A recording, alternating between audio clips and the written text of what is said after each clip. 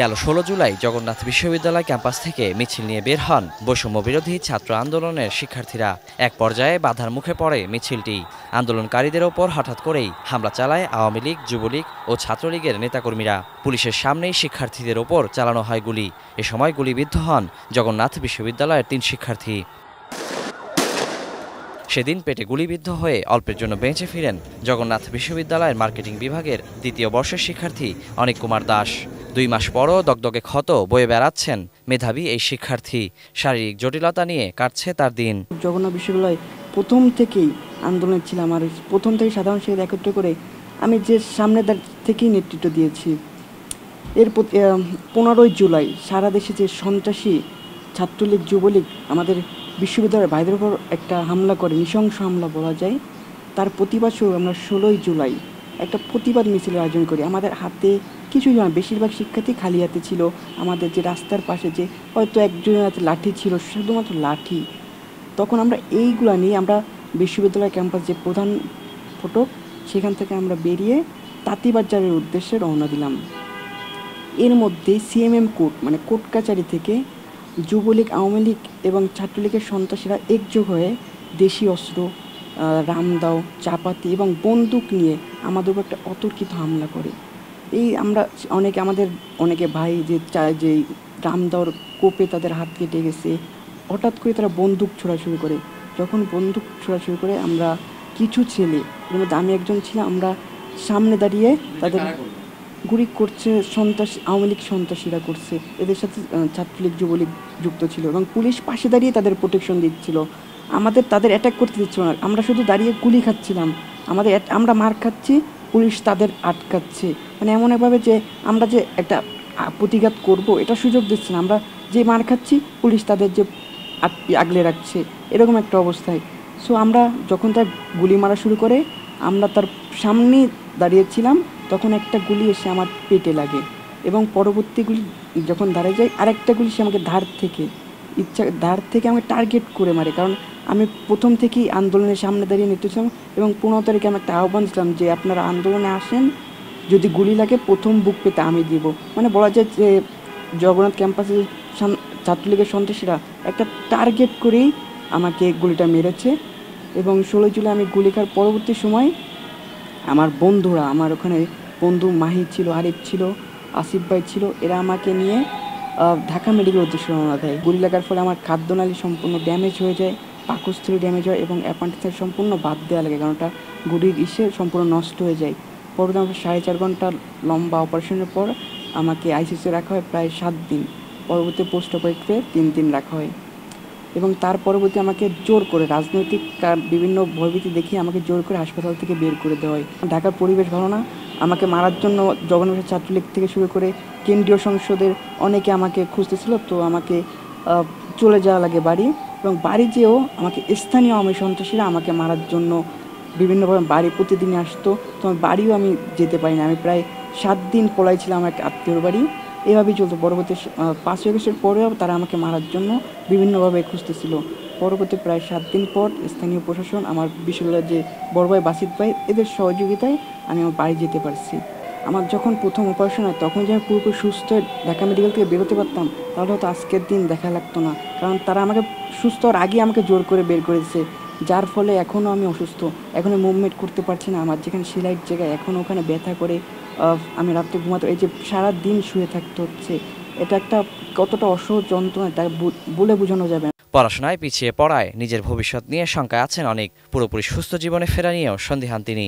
যে একটা মানুষ সারাদিন কীভাবে শুয়ে থাকতে পারে, এই যে আমি প্রায় 2 মাস ক্যাম্পাসের দিকে যেতে পারছি না এবং বর্তমানে যে অবস্থা, ডাক্তার বলছে তো আরেকটা অপারেশনও করা লাগতে পারে, কারণ আমার যে পরিপাকতন্ত্র আছে এটা সম্পূর্ণভাবে ড্যামেজ হয়ে গেছিলো, এটা এখনও সেরে ওঠে নাই।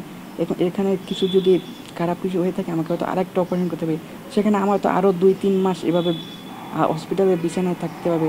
মানে এখান থেকে আমি আমার পড়ালেখা থেকে পিছিয়ে অবশ্যই যাচ্ছি। বলতে গেলে আমার এই সেমিস্টার সম্পূর্ণ হয়তো ড্রপ যাবে। আমার বিশ্ববিদ্যালয় ডিপার্টমেন্টের মার্কেটিং ডিপার্টমেন্ট শিক্ষকরা বলছে আমার জন্য তারা যতটা করা যায়, বাট আমি তো নিজে ব্যক্তিগত পড়াশোনা থেকে পিছিয়ে পড়ছি। আমি তো প্রায় এই 5-6 মাস যদি হসপিটালে বিছানায় থাকা লাগে, আমার যে এই যে ক্ষতিটা হচ্ছে, এই ক্ষতিটা তো কখনো পূরণীয় না। এবং যে আমি তো মরেও যেতে পারতাম, তারা পাখির মতো গুলি মেরেছে। মানে তাদের কোনো আমাদের মারার জন্যই তারা গুলিগুলো মেরেছে। আমাদের আসলেও কোনো দোষ ছিল না, এটা আমার দোষ ছিল না কি এটা আমার জানা নেই। আমরা তো বিশ্ববিদ্যালয়ের একটা, যেহেতু বিশ্ববিদ্যালয়ের একটা প্রত্যেকটা শিক্ষার্থী মেধাবী, আমরা দেশের একটা ভবিষ্যৎ। সো আমাদের একটা এটা সম্পূর্ণ মেধা শূন্য করার জন্য একটা চক্রান্ত। এখন ভবিষ্যৎ, আমার নিজের ভবিষ্যৎ নিয়ে আমি একটা সংকটে আছি যে আমার ভবিষ্যৎ কোন দিকে যাবে। আমার প্রায় অপারেশন পর ডাক্তার বলছিল প্রায় 2 বছর আমাকে যে সাবধান সাথে থাকতে হবে, মানে খেলাধুলা, ঘোরাঘুরি সব কিছু থেকে বাদ, সম্পূর্ণ মানে একটা ছেলে 2 বছর এরকম নিউট্রাল থাকা মানে তার যে নিজের মানসিকভাবে কতটা ক্ষতিগ্রস্ত হবে এটা বলে বোঝানো যাচ্ছে না। দেখেন, আমি হচ্ছে একটা দরিদ্র মধ্যবিত্ত পরিবারের ছেলে, আমার বাবা একজন সামান্য দর্জি। সো আমার যে একটা এত মেজর অপারেশন ছিল, এটা কখনোই আমার পারিবারিকভাবে এটা চালানো সম্ভব ছিল না। আমার যে বিশ্ববিদ্যালয় ডিপার্টমেন্ট কর্তৃপক্ষ কিছুটা এটা চালিয়েছে, এবং বড় ভাই আমার যে সংগঠন আছে বাংলা জাতীয়তাবাদী ছাত্রদল, তারা এটা দেখেছে। আমার একটা আক্ষেপ আছে এই সরকারের প্রতি। এই অন্তর্বর্তীকালীন সরকার আমার শহীদ ভাইদের রক্তের উপর দাঁড়িয়ে এই সরকার, তারা টেলিভিশন প্রেসে বিভিন্ন বড় বড় কথা বলে, কিন্তু আমি ব্যক্তিগতভাবে আমি অনেক কোনো প্রকার সুবিধা পাই নাই তাদের থেকে। মানে তারা সুবিধা দূরে থাক, এখন পর্যন্ত যোগাযোগও হয় নাই আমার কাছে, তার যোগাযোগ পর্যন্ত করে নাই। মানে তাদের যে প্রতিনিধি আমার বিশ্ববিদ্যালয় ছিল, তারাও কোনো প্রকার যোগাযোগ আমার সাথে হয় না। মানে এরা শুধু, আমি যতটুকু দেখতেছি যে এরা শুধু মাইকে বা ভাষণ দিয়ে যাচ্ছে, আসলে মানুষের জন্য তারা কি করছে এটা আমি নিজে তো কিছুই পাচ্ছি না, তো আমি আরেকজন যে পাচ্ছে এটাও তো আমি বলতে পারছি না।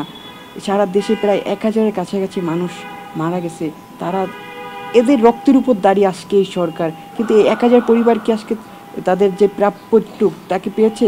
পরিবারের অনেক অনেক পরিবারের যে একজন মাত্র উপার্জনক্ষম ব্যক্তি মারা গেছে, তার পরিবারের দায়িত্ব কি সরকার নিছে? নেই নাই।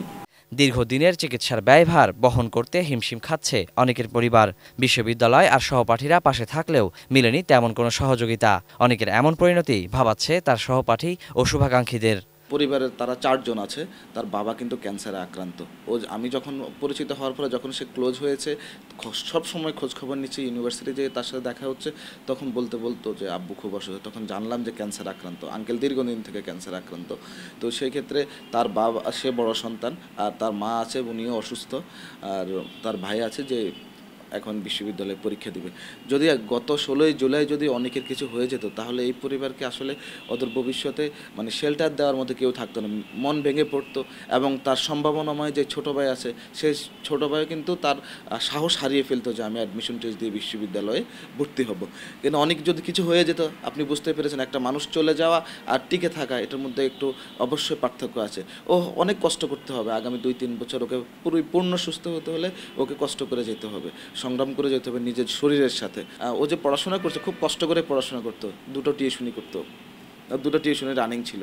যেহেতু আমি ওর শুধু বড় ভাই না, ওর বিশ্ববিদ্যালয় জীবনে ও আসার পর থেকে আমি অভিভাবক হিসেবেই ওর পাশে আছি। আমার খুবই আদরের ছোটো ভাই, এবং আমি ফাইন্যান্স ডিপার্টমেন্টে, ও মার্কেটিং ডিপার্টমেন্টে, আবার আমাদের একই ফ্লোরে। তো সেই ক্ষেত্রে ওর প্রতি সিম্প্যাথি, ভালোবাসাটা আসলে একদম একটা পিতার যেরকম সন্তান তুল্য হয়ে থাকে, আমার ওর প্রতি ভালোবাসাটা এরকমই।